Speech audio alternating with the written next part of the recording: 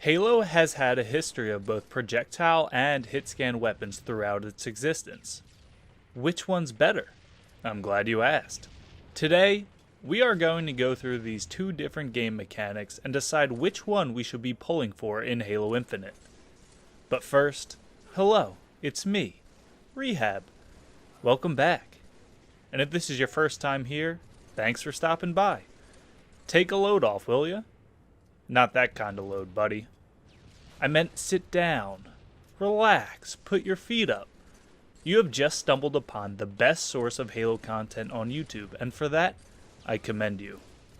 Here at Rehabilitation Corporation, we put out weekly content every Sunday for your viewing pleasure. So if you enjoy this video, make sure to teabag that like button and blow your load all over that subscribe button for future Halo content. Okay, maybe I did mean that kind of load. So, what is the difference between Hitscan and Projectiles?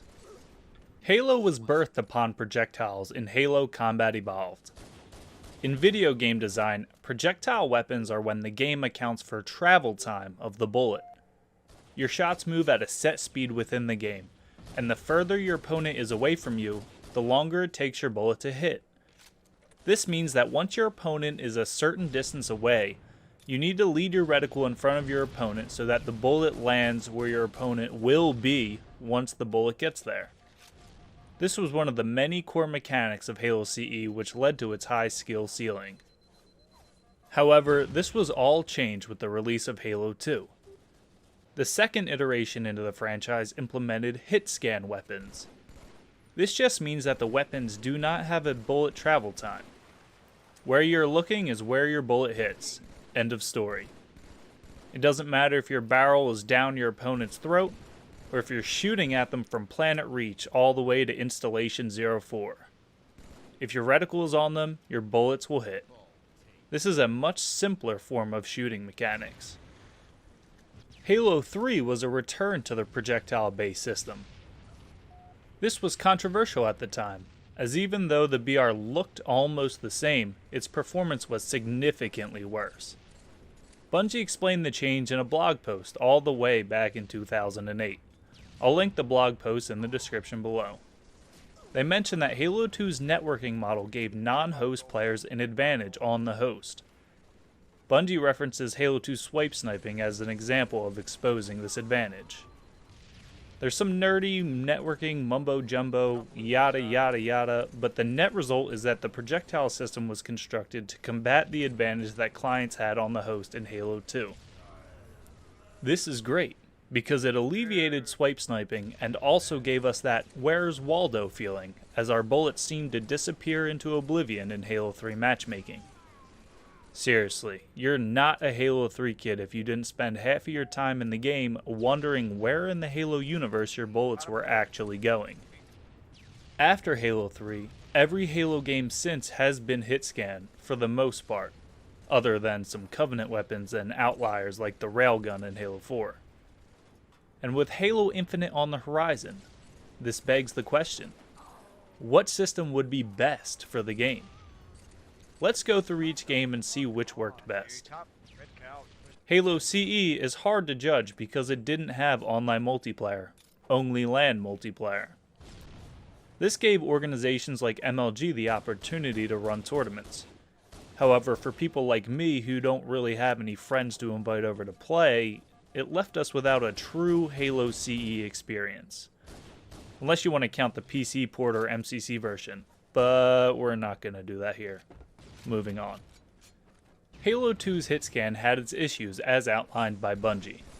If you listen to Halo 2 pros talk about the old MLG days, they sometimes mention the disadvantage of being host in tournament play. Some players were known to be better at handling the host disadvantage. Gandhi mentions this in his old YouTube videos that I binged a while back. But even with this host disadvantage, I think that Halo 2's hitscan works pretty well. The spread of the BR burst still makes long-distance BR shots avoidable to an extent, and allows players to move around the map. And in theory, only one player out of 8 in a lobby having the disadvantage isn't too significant. Moving on to Halo 3's projectile system. Halo 3 is largely believed to be the community's favorite Halo game, which is hard to comprehend considering how bad the online hit detection truly is. It's no secret that online Halo 3 can be unbearable at times, where there is seemingly a vortex high in the sky sucking in all your bullets that look like they should be hitting the other team. Every Halo 3 advocate or former pro will mention that online Halo 3 was awful, but Halo 3 LAN is the best Halo experience you'll have. This is great, except for the fact that 99.9% of Halo players will only play online. Personally, I do enjoy the Halo 3 projectile system. Having to lead your shots adds an extra level of depth to the game, and knowing how far to lead at each distance is a huge part of the Halo 3 skill gap. I also love the idea that you can move from cover to cover without being instantly melted by a Hitscan weapon across the map. I just feel more willing and able to traverse the map. This is also a huge reason that team shooting and coordination was at its highest in Halo 3. At mid to long range, it was much more efficient to have at least 2 players shooting an enemy to make sure they don't get away one shot. However, I understand why people hate projectiles, as this was our last iteration, and with Halo 3 MCC being popular right now, I see why it leaves a sour taste in people's mouths. Next up was Halo Reach. With this iteration of Hitscan, there was no burst spread to tone down long-range battles due to the single-shot DMR replacing the burst fire BR. However, Bungie added a bloom mechanic so that you couldn't spam the weapon and melt players at long distances. Unfortunately, as I've mentioned before, the bloom mechanic was the worst thing to ever happen to Halo. And if you enjoyed it, I'm going to assume your parents just failed at raising their child. Bloom was later removed in the competitive settings of Halo Reach. However, I cannot comment on how it affected gameplay, as I quit Halo Reach way before this was implemented. The next iteration of Hitscan was Halo 2 Anniversary. I think this game is the perfect example of why we shouldn't have Hitscan in Halo Infinite. In this iteration, the BR seemed to have little, if any, burst spread, and hit detection, when the game worked, seemed infallible.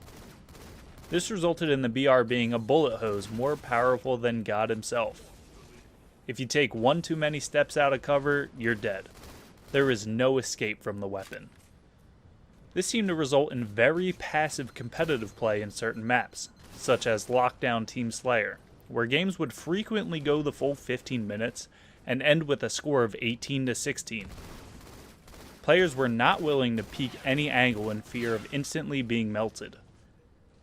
Lockdown Slayers were the perfect opportunity to go make yourself some food, and pray to Cortana that the game didn't end in a tie and require a full replay. Our final example is Halo 5.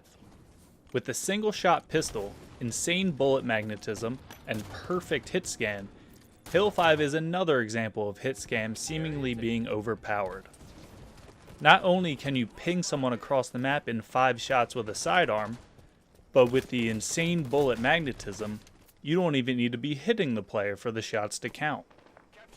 The advanced movement mechanics such as sprint, thrust, slide, and clamber do help alleviate this issue by giving you the tools to escape with your life. But with the primary weapon being a single shot with no BR spread to compensate for the pistol's long-range lethality, I think that Hitscan is overpowered in this iteration. So to wrap this video up, I think that Halo Infinite should either feature projectiles such as Halo 3, or Halo 2 type hitscan, where the primary weapon is a burst weapon with burst spread in order to combat the long-range lethality. I would prefer Halo 3 projectiles over everything, as there's no better feeling than getting a 4-shot with the BR while leading each burst perfectly. I would also hope that over the past 12 years, the netcode could be improved enough that our bullets don't seemingly disappear out of thin air. But who can say? And that is the end of this video. If by some miracle you're still here, what are you doing with your life? But also, thank you. I appreciate each and every one of you that watches my videos. Assuming there are people watching this video. What do you guys think about Halo Infinite? Should Halo Infinite have projectiles or Hitscan? Let's argue about it. There is nothing more American than taking your subjective opinion and arguing like it is objectively true. Goodbye.